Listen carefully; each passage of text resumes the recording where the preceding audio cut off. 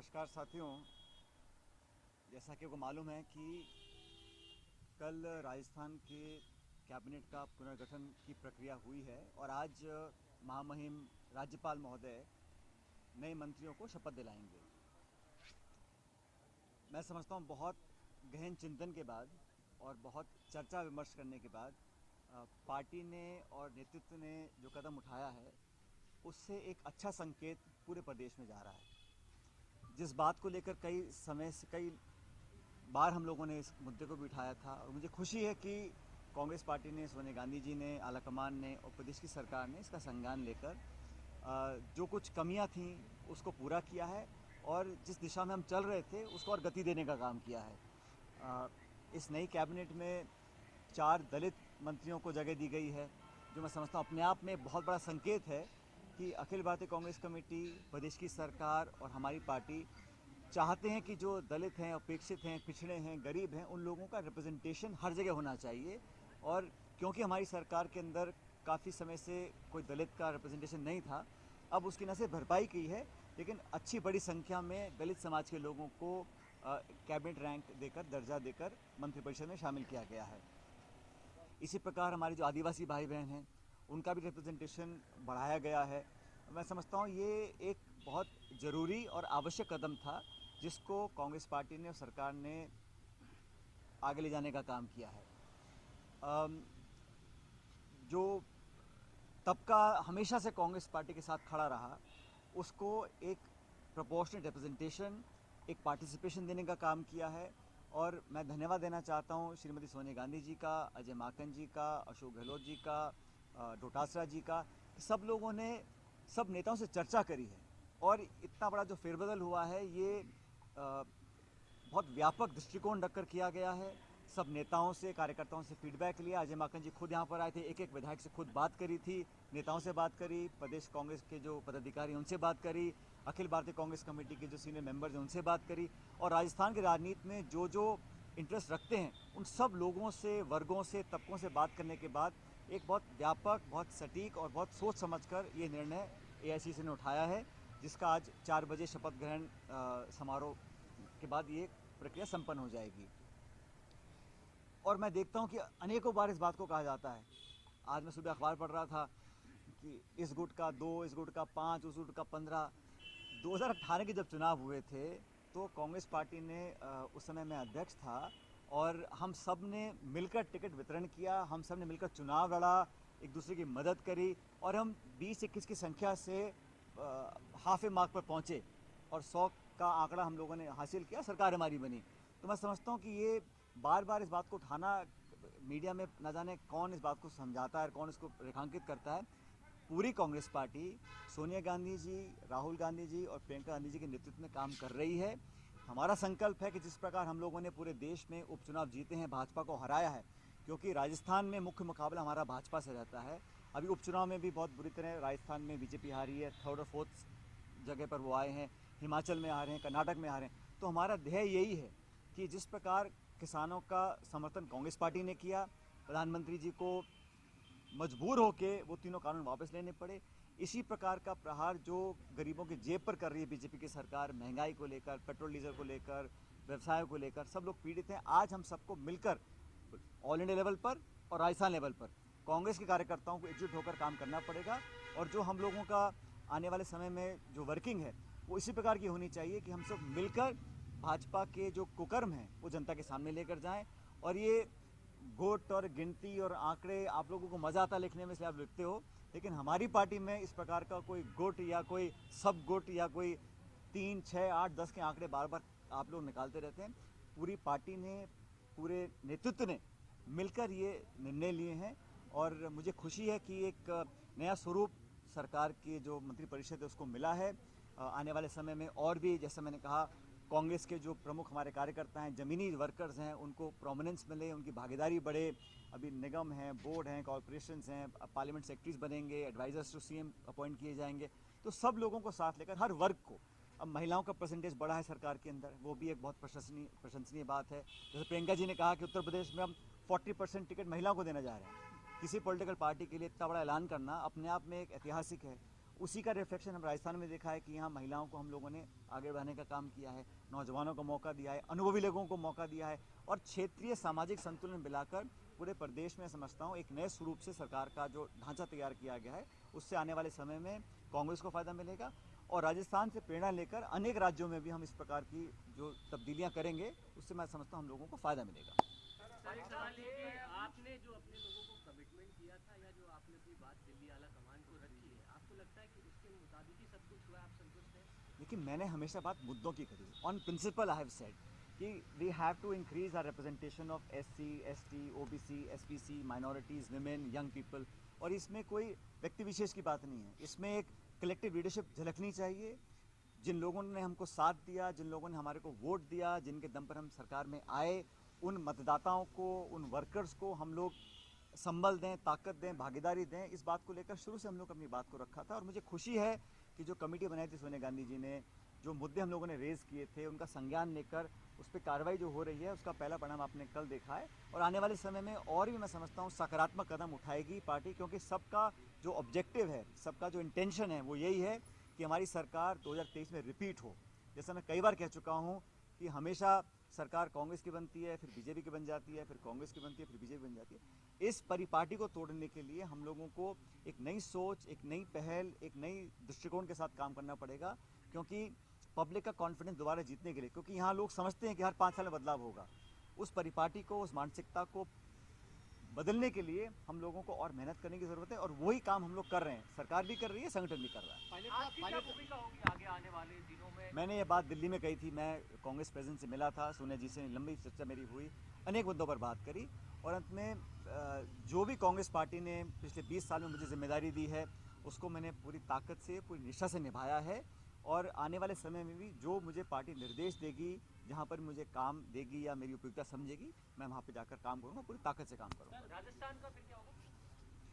राजस्थान में 2023 में सरकार दोबारा हम बनाएंगे कांग्रेस की। पायलट साहब, बीजेपी ने एक सवाल उठाया कि आपकी कैबिनेट में टोटल 3 मंत्री हैं, जबकि यूपी में आप 40% भागीदारी की बात कर रहे हैं, यहाँ 20% भागीदारी कर रहे हैं। देखो, एक होता है टिकट देना भवानी जी, एक होता है कैबिनेट में जब हमारे 30 ही जगह हो सकती हैं, उसमें इतना बड़ा राज्य है, 33 जिले हैं, अलग अलग कम्युनिटीज़ के लोग हैं, फिर भी अगर जहाँ हम पहले थे उससे 3 गुना हो गया ना। आप दूसरा देखिए, पहले एक था, तिगुना कर दिया हम लोगों ने रिप्रेजेंटेशन और ये मैं समझता हूँ कहीं ना कहीं इसमें प्रियंका गांधी जी की भी छाप है क्योंकि वो हमेशा महिलाओं के लिए उनका नेतृत्व आगे बढ़ाने का एक नारा देकर आई हैं लखनऊ में, तो उसका रिफ्लेक्शन यहाँ पर देखा और महिलाओं को हमेशा मैं समझता हूँ हम लोगों को आगे बढ़ाना चाहिए, चाहे टिकट वितरण हो, चाहे कैबिनेट हो या बाकी अभी अपॉइंटमेंट्स और भी होने हैं, पॉलिटिकल अपॉइंटमेंट्स, उस पर भी महिलाओं को आगे और मौका मिलना चाहिए।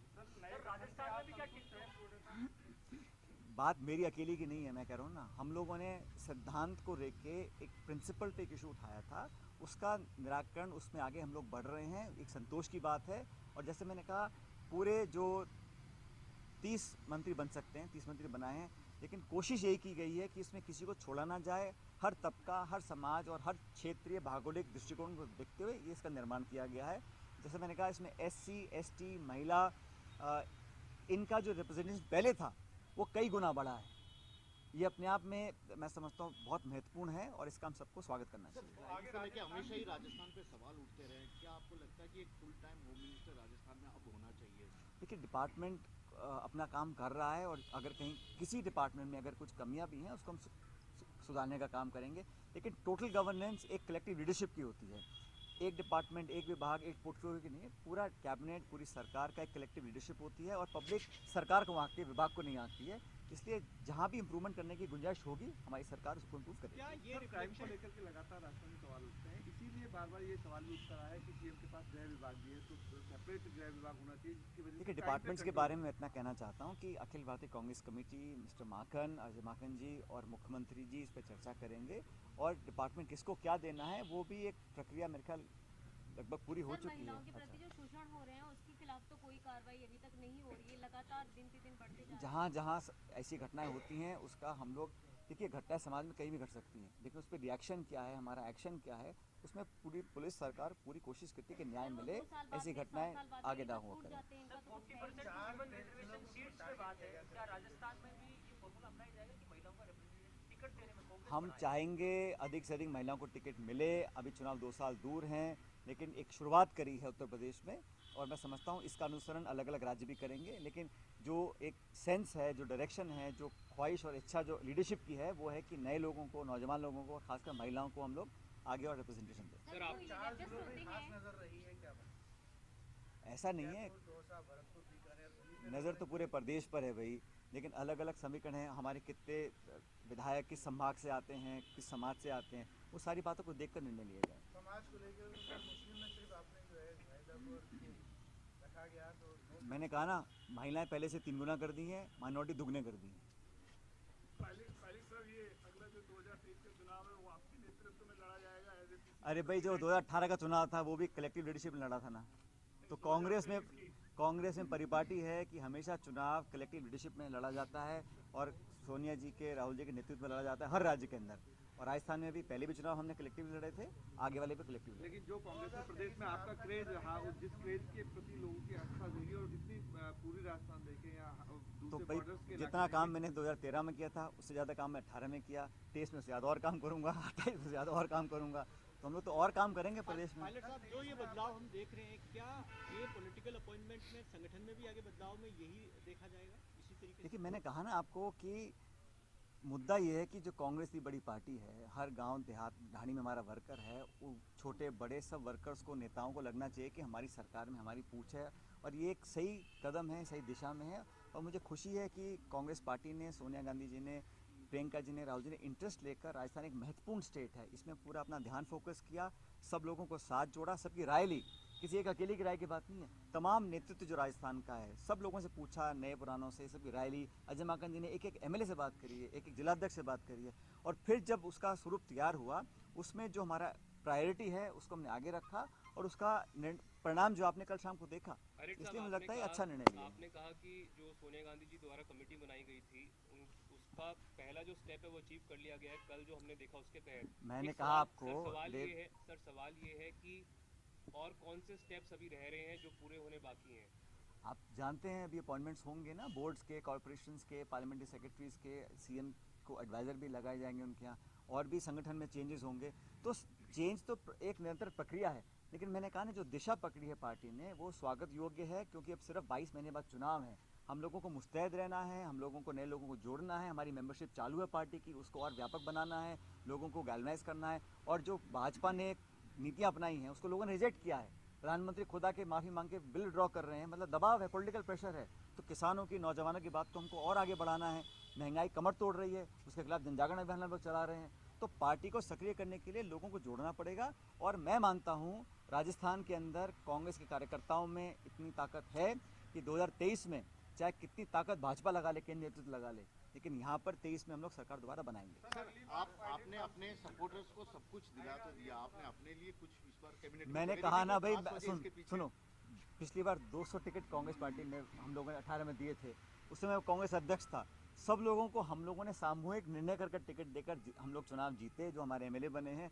तो ये जो आप बार बार संख्या बल गिनाते हो ना, ये गुट वो गुट, कोई गुट नहीं है यहाँ, सिर्फ सोनिया गांधी जी, प्रियंका जी, राहुल जी का गुट है, उसके हम सब लोग मेंबर्स हैं और ऑनरेबल मेंबर्स हैं। इसलिए हमारा मत यही है कि यूनाइटेडली होकर आगे बढ़ें, और हम 23 में सरकार बनाएं, ताकि 24 में पार्लियामेंट चुनाव में बहुत बेहतर प्रदर्शन करें, जो हम पिछली 2 बार से नहीं कर पा रहे। सर, आपने कहा कि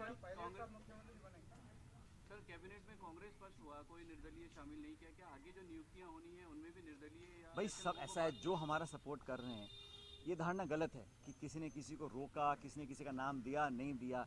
ये परिस्थिति होती है, संतुलन और बैलेंस होता है। जो हमारे विधायकगण हमारी सरकार को समर्थन कर रहे हैं, उन सब का समर्थन हमको मिल रहा है, उनका हम आभार व्यक्त करते हैं, और उन लोगों को भी इम्पोर्टेंस देकर कहीं ना कहीं हम लोग आगे लेकर जाएंगे। ऐसा नहीं हो सकता कि भाई जो हमको सपोर्ट कर रहे हैं उनको हम इग्नोर करें, उनको भी हम इन्वॉल्व करेंगे, और करना भी चाहिए हर व्यक्ति को। बल्कि ऐसे दल भी हैं हमारे साथ हैं जो इंडिपेंडेंट नहीं है, लेकिन कांग्रेस का समर्थन कर रहे हैं, हमारे सरकार का एक पार्ट है, उनको भी हम लोग आगे लेकर जाएंगे। तो इसमें सबको साथ जोड़ने की मुहिम है। कृपया करके कल के घटनाक्रम को देखिएगा, कैसे with in Congress and with in outside Congress उन सब पावर्स को हम जोड़कर इकट्ठा कर ताकतवर बना रहे हैं। ये उस दिशा की तरफ एक कदम है।